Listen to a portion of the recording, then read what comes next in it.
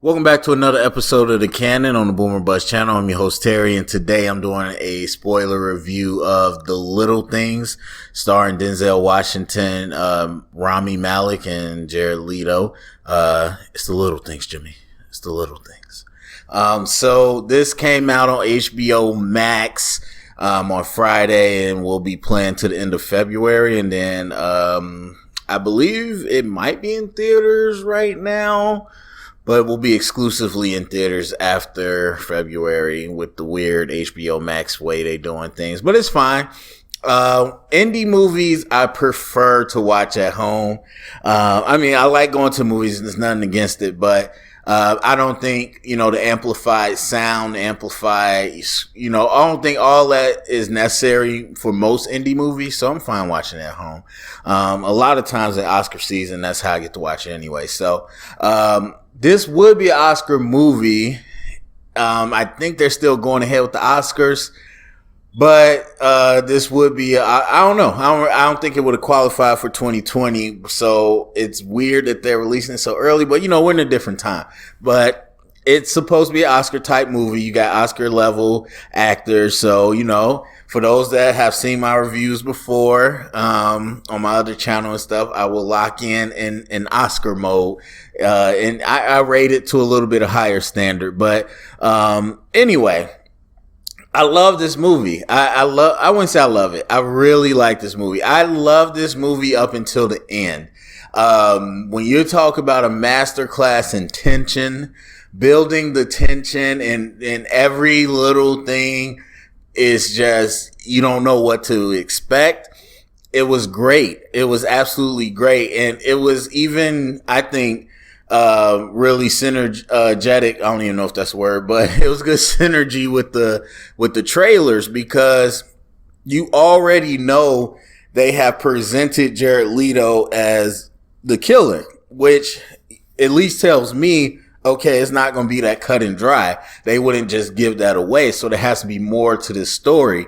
And so, but the thing is, it amplifies it. And we don't see Jared Leto till a little later in the movie.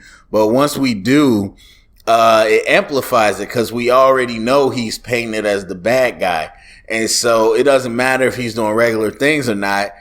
We know as the audience that's supposed to be the bad guy. And so it just turns up the tension. And then you got this whole thing about Denzel's past and whatever happened with him. And so it's a good amount going on.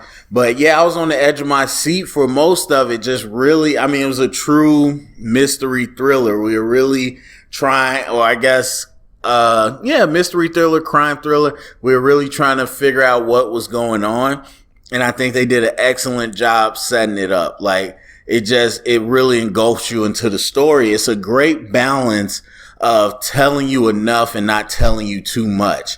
Enough to get you to lean in and wonder what's going on, and, but not giving it completely away and showing you what might be coming. And look, for as long as I can remember, I just been good at predicting movies. That's those telltale signs. I see the story the way it's unrolling.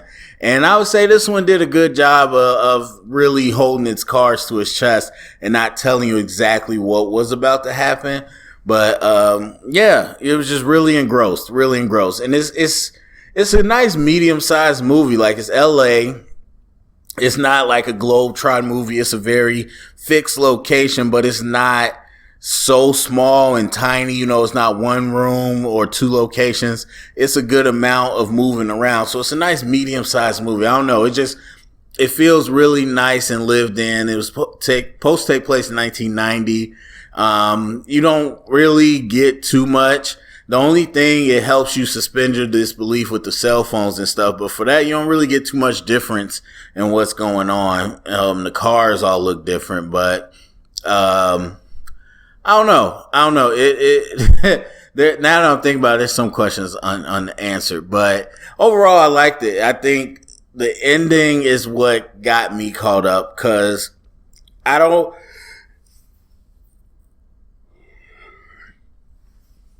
it's one thing to have an ambiguous ending, or an ending that's left up to to the viewer. There's a lot of debate on those movies over time, but it's another thing to leave you with like a unanswered question, like ambiguous, like, oh, it's up to your interpretation. It's another to me to just not really finish the story. And I can't remember what movie. There's a movie I'm thinking of. I remember reviewing it where I felt the exact same way, where it was just like, there's an ambiguous ending, and then there's just not answering the question or feeling like you didn't write the whole story. And I'm not saying this felt like it didn't write the whole story, but for me, I'm just like, the ending just, it didn't connect what you were setting up. You know what I mean? And I don't know what the writers were thinking, the director, well, that's the same person, but I don't know what they were thinking. But at least for what the story presented us, you set up certain things, and we're trying to see how that connects, how that pays off. And I don't feel like we did that, except with Rami Malek's character. He basically was on the brink of, losing his belief in the whole thing, and kind of snapping, losing his nerve. I mean, he did, but he was still on the brink of that, of just being completely lost. And then the whole red beret was supposed to be a sign, to give him, restore his humanity, and all that, much like in The Dark Knight when they let Harvey Dent continue on as the hero. But yeah, so we get that part. That was set up. That was the whole thing. Him not going down the path of Denzel and all that. And that was done. And then you got Jared Leto, which I understand. We're not really telling you if he was the killer or not. Like, there's a lot of evidence that points towards it, but we're leaving that up in the air. I'm fine with that. That's gutsy, but I'm fine with that. What I didn't really feel good about was the Denzel part. I don't know again, when you watch a movie, especially like a mystery, you watch it the first time through, everything could be something. You're watching for clues. You're trying to connect the dots. And then at the end, when you have a resolution, that's when you're supposed to say, okay, that's what this meant. That's what that meant. But with Denzel, there was no resolution, so I don't understand any of his journey. You know what I mean? Like, I peeped early on, he was wearing the boots from the evidence. I get that, and they fit. Now, they said that those was evidence in a robbery, like a quick mart robbery. I don't think he did that. Like, had that been evidence for another killer or something, then you might be saying, okay, he's a fanatic, or maybe he was the killer. You could be saying all types of stuff. But that was the boots somebody wore at a robbery. And so, okay, whatever. And maybe he's putting them on because he wants to be in a criminal mind state. I don't know. But that's the problem. We don't really ever understand and connect what his character's psyche is, what his journey is. Like, at the end, they give us the little snippet. Okay, he accidentally killed the girl. He was kind of going in overdrive trying to solve this case because obviously he, messed up and he wanted to kind of redeem himself. But then by the end, it was like, okay, well, you didn't really figure out the killer for your cases. You didn't figure out the killer for this case. Like, what do we, I don't know. Like, what are we left with? So that, it is tough because whenever you do a movie with a twist or some type of mystery, it's tough because you really got that one viewing. You know what I mean? Like, I could go back and watch an MCU movie. I could go back and watch an action movie or whatever. And I could just watch and live in that. I could know what's coming, but I can still live in it. When it comes to mysteries and stuff, it's not that you can't rewatch it, but when you watch it again and you know what's coming, it just hits differently, and whatever. And when the original viewing is a letdown, not very often do you go back and re-energize or reinvigorate your thoughts. It's just another letdown. And so I just feel like, as good as this movie was, by the end, if I was to watch this again, and maybe, there are a couple movies I don't finish. Like, I stop at a certain point, like, this was a good movie. And maybe this is it. Maybe this is one of those where at a certain point, I'm like, all right, I'm checking out. This is a good movie, because the payoff just isn't great. It's not great, but you talk about the performances, Denzel's one of the best. I know Daniel Day-Lewis is hailed as the best in the movie circles. I've maybe seen one. I know I've seen Phantom Thread that year it came out. I still haven't gotten through This Will Be Blood. I seen Lincoln. Did see Lincoln. So I seen 2 of his movies. So I gotta watch more, but Denzel, bro. And now that's cultural as well, because he's played iconic characters in my culture. So Denzel's hands down gotta be the best. We gotta start talking about him about GOAT status. Like, for real. Fences dude, Roman J. Israel, like, bro, like his recent work was just crazy. And this one, he really dove into that character, and it's just something about him. I mean, Equalizer, even if you want to get him the old man action thriller, like, there's something about it. When he smiles, he knows how to make it charming, and he knows how to make it crazy. It's just those small, subtle differences. Jared Leto, he plays the creepy guy, but he was really good at this. I thought he was be straight more like traditional serial killer, creepy, but he was just more of a villain. He honestly was like the Joker. And I don't know if people are going to make this joke, but I'm going to say it now. He was more like the Joker in this movie than Suicide Squad, because there's a point where this movie shifts once Jared Leto comes in.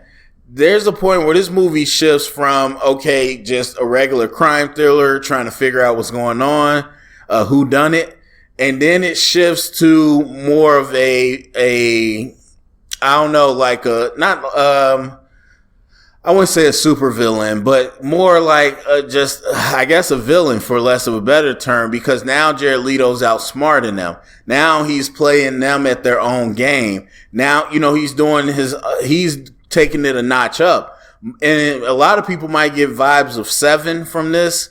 And it's kind of a little bit like that, where once we start to get on the tracks of the villain, he's no longer, they're not just, the whole movie is not just finding out who did it and then at the end finding them. It was like, okay, we got the guy, but we don't have enough evidence on the guy. And now not only is he good enough evading, he's going to play games with you. The thrill of you almost catching him is fun for him. And so he's putting you into the game. And then the ending of Seven and the ending of this play out very similar. So that's when the movie kicked to a different level to me. I was like, well, okay, Jared Leto's character, performance, and writing is not just out here, being a serial killer trying to get away with it. He's a serial killer, and he's inviting the competition of the cops to come catch him. At least that's what they present. And so that was great. Rami Malek, I don't know, man. Like, towards the end when he looked broken, I was like, okay, weird. But I seen a little bit of the trailer for the Bond movie, and I was like, Rami seems similar to Bohemian Rhapsody. And then I watched this, and I was like, he's very similar to Bohemian Rhapsody. And I have not seen Mr. Robot. Maybe he has a lot of range in that. But I'm starting to wonder, as I do with young winners of Oscars, what the range is. Can he do different things? And, that smile, that little slight smile, the teeth, like, I feel like it was like literally the same as him playing, I completely forgot the name from Queen. Freddie Mercury. So I don't know. We'll see. I thought his performance was solid, but it didn't blow me away. I thought Jared Leto's was great, and I thought Denzel was excellent. So, yeah, I mean, I don't know how people will receive the movie. Some people might like the ending. And if the movie is received as a solid movie overall, I think Denzel could get some consideration. Maybe Jared Leto, maybe. But if the movie if people feel the same way I feel, where the ending kind of, the movie didn't hold its own weight at the end, then I don't know if any of these performances will get nominated. So, but overall for me, I would give The Little Things a B+. I give it a B+. All right, so that's it for me. Go to the comment section. Let me know what you think. Share it around. Get the conversation started. And remember, if you heard it here, it's official canon.